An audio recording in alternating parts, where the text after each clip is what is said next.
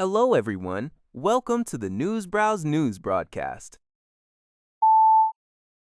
Global News reports that the New York City Police Department has released body-worn camera footage capturing the fatal shooting of a man armed with a machete.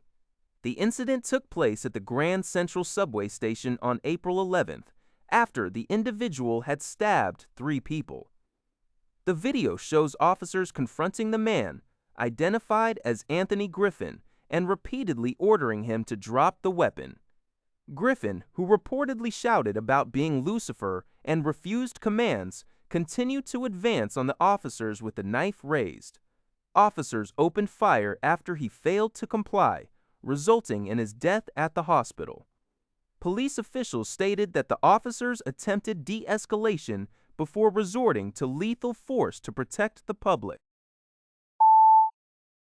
3 people were killed and dozens injured when a monster truck plowed into spectators at an event in Papillon, Colombia, according to Metro.duk.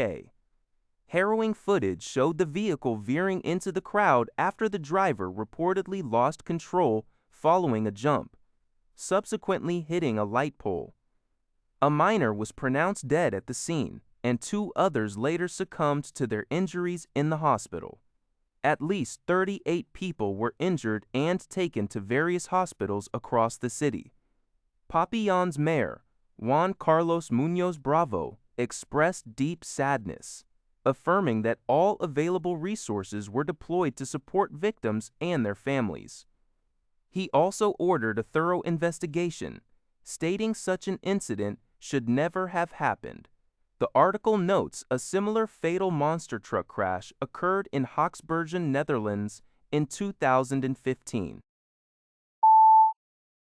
On the 66th day of the Iran war, U.S. President Donald Trump announced the commencement of Project Freedom, a naval mission aimed at assisting ships navigating the Strait of Hormuz, currently under a de facto Iranian blockade. The operation is set to begin on Monday.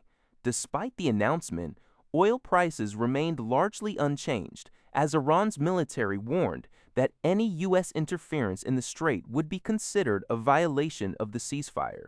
Top Iranian lawmakers stated that regional allies are aware the U.S.-Israeli war on Iran is illegal.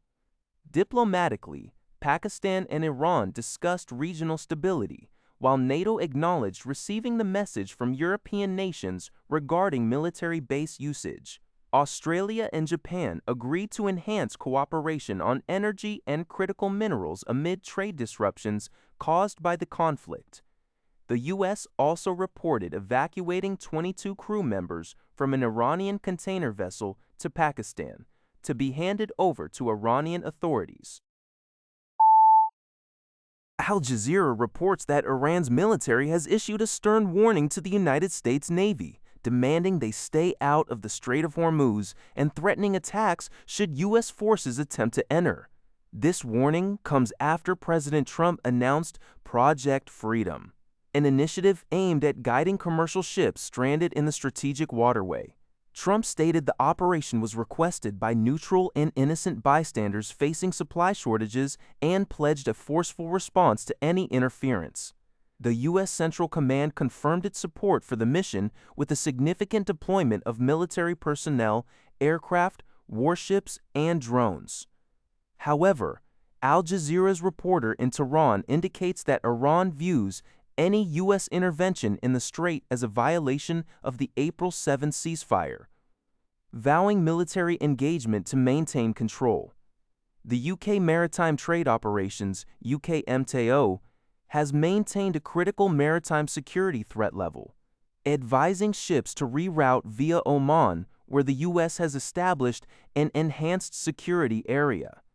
Iran's 2-month-long blockade has already led to soaring global energy prices, with U.S. petrol reaching an average of 44 cents per gallon. Experts warn that Trump's latest plan risks a dangerous escalation, particularly if a U.S. warship is targeted.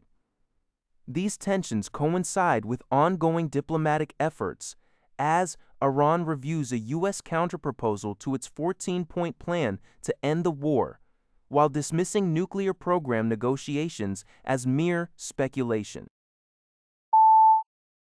Al Jazeera reports from the Askar refugee camp in the occupied West Bank, detailing how Israeli gunfire has disabled numerous teenagers, with some succumbing to their injuries.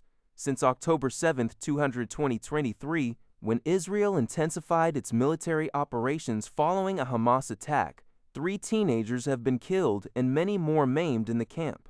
Residents describe a terrifying environment where soldiers no longer use rubber bullets or aim below the waist, but shoot to kill or cause disability. The article highlights the stories of Islam Madani, 32, who was shot by a sniper and lost his job, and Amir Othman, 18, a promising dancer and footballer whose leg was shattered. Another teenager, Yamin Habron, 17, now walks with a limp after being shot twice. Healthcare officials report ambulances are frequently blocked. Camp director Amjad Rafe states that none of the injured young men were involved in militant groups and suggests the shootings are deliberate to deepen the residents' suffering. That's all for this video. Thank you for watching. See you in the next video.